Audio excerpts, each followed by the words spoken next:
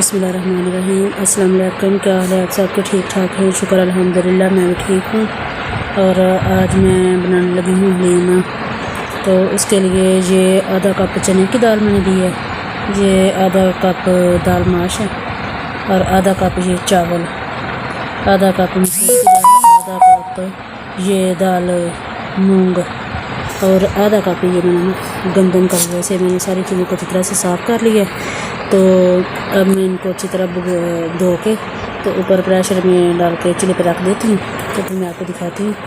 तो प्लीज़ आप मेरी वीडियो को पूरा देखें और मेरी वीडियो को लाइक, शेयर और सब्सक्राइब ज़रूर करें जिन्होंने सब्सक्राइब नहीं किया। तो दूसरी चीज़ मैं फिर आपको बाकी दिखाती हूँ। सारा मसाला उतनी देर तक मैं तैयार कर लेती हूँ। जिसके ये हलीम बनाने के लिए मैंने आधा कप ये सारी चीज़ें ली हैं और आधा किलो गोश्त लिया है। गोश्त अपनी मर्ज़ी से ले सकते हैं, मैंने चिकन का गोश्त लिया है। तो ये देखें कि ये मैंने सारी दालें, चावल और गंदम को धो के तो रख लिया और पानी तकरीबन 1.5 किलो पानी जो मैं इसमें डाला है इसको गलाने के लिए। और अगर आप पहले से इरादा रखते हैं बनाने के लिए तो फिर आप ये सारी चीज़ें रात पर उगो के रख दें और सुबह का, और अगर नहीं तो प्रेशर में उसी वक्त भी ये सारी चीज़ें अच्छी तरह से गल जाती हैं। तो ये मैं ऊपर गलने के लिए रख देती हूँ और साथ दूसरे मसाले तैयार कर लेती हूँ। मैंने रही तो ये घी मैंने गर्म करने को रख दिया। दाल भी मेरी तकरीबन गल चुकी है, वो मैंने ज़्यादा किलो पर रखी हुई है। और ये एक प्याज लिया छोटा मैंने, इसको मैं अच्छी तरह से डार्क ब्राउन कर लूँगी। बिस्मिल्लाहिर्रहमानिर्रहीम।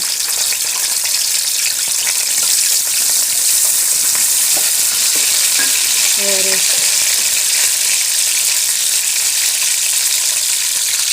ये 2 चम्मच तकरीबन अदरक और लहसुन का पेस्ट है।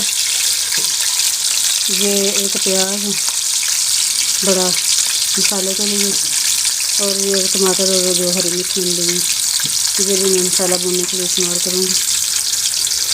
और ये ज़ीरा, साबुत ज़ीरा 1 चम्मच, ये 1 चम्मच सूखा धनिया, ये और तकरीबन पौना चम्मच नमक है।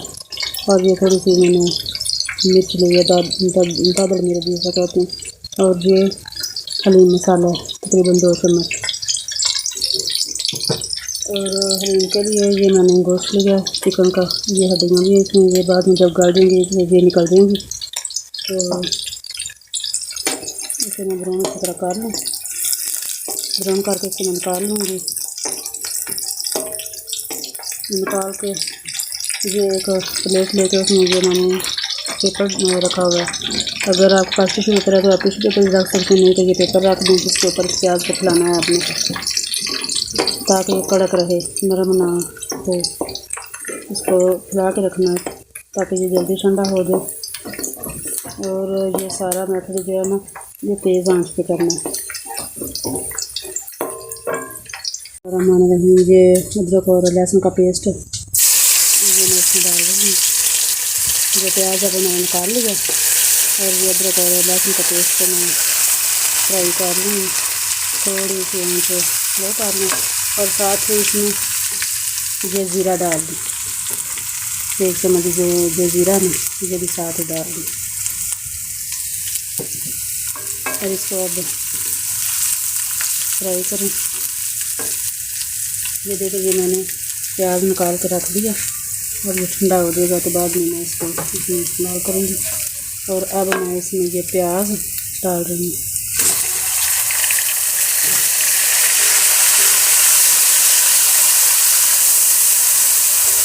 और अब इसमें ये टमाटर और हरी मिर्च डाल रही हूँ। इसमें अब मैं इसकी आंच तेज़ कर देती हूँ और इसके साथ ही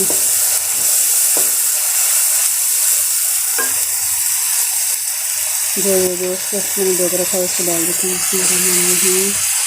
और इसको इसका कलर चेंज हो गया ताकि बन देती हूँ। बिस्मिल्लाहिर्रहमानिर्रहीम। तो अब ये देखिए इसका कलर चेंज हो गया, इसको मैंने 4-5 मिनट तक फ्राई कर लिया। और अब इसमें ये सारे मसाले डालने लगी। बिस्मिल्लाहिर्रहमानिर्रहीम। और अब इसको 4-5 मिनट तक भून देती हूँ। भून के फिर इसमें पानी तकरीबन 3 गिलास ताकि ये चिकन अच्छी तरह से गल जाए और इसके रेशे रेशे रहमान रही। तो ये देखिए गोश्त को मैंने अच्छी तरह भून दिया और अब मैं इसमें पानी लगाने लगी हूँ। बिस्मिल्लाहिर्रहमानिर्रहीम। तकरीबन ये 3 गिलास पानी है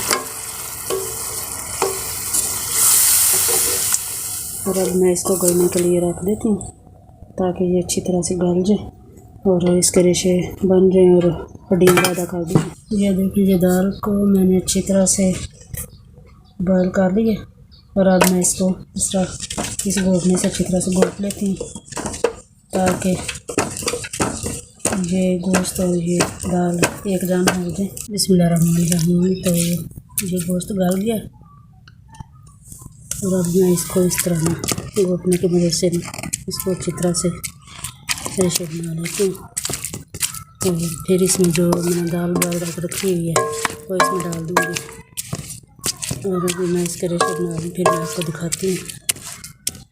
बिस्मिल्लाहिर्रहमानिर्रहीम। तो ये दाल और जो चिकन जो मैंने अभी रेशे बना कर रखा था वो मैंने इसमें मिक्स कर दिया और अब मैं इसको अच्छी तरह से इस तरह हिला रही हूँ और ये जो गोश्त पे जो मैंने गलाया वो पानी और ये घी तरी जो वो मैं इसमें डाल दूँगी और अब इसको मैं थोड़ी देर तक इस तरह हिलाती रहूँगी ताकि ये पानी जो है ये भी खुश्क हो जाए और गोश्त भी इसमें अच्छी तरह से मिक्स हो जाए। यहाँ पे इसका नमक टेस्ट कर लें, अगर आपको कम लगे तो आप इसमें और डाल दें। बिस्मिल्लाहिर्रहमानिर्रहीम। ये देखें ये रेशे वाली हलीम पक के तैयार हो गई और अब मैं इसको उतारने लगी फिर आपको मैं डिश आउट करके दिखाती हूँ। तो ये देखें जी ये हलीम है, रेशे वाली हलीम बन के तैयार हो गई है। तो रेस्टोरेंट स्टाइल ये मैंने बनाई है और ये साथ लेमन निचोड़ के इसके ऊपर खाएं तो और भी ज़्यादा मज़ा आता है।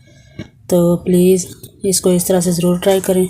और एक बात ये कि जब तक आप बनाते रहें ये दाल और गोश्त जब इकट्ठा करें तो जब तक ये पकता रहे आपने चम्मच हिलाते रहना है, चम्मच को नहीं छोड़ना, इस तरह नीचे लग जाती है।